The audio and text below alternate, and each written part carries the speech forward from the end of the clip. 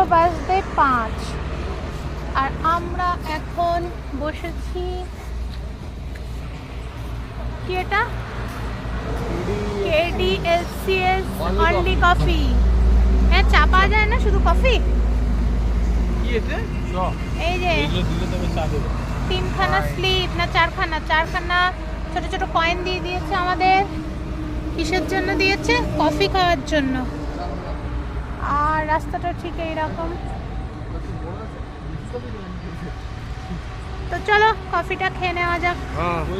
এখানে অনেক একটা বাস এসে দাঁড়িয়েছে, একটা ট্রাভেলার এসে দাঁড়িয়েছে, দুটো কার দাঁড়িয়েছে, ওইখানে আমাদের কারটা দাঁড়িয়ে আছে।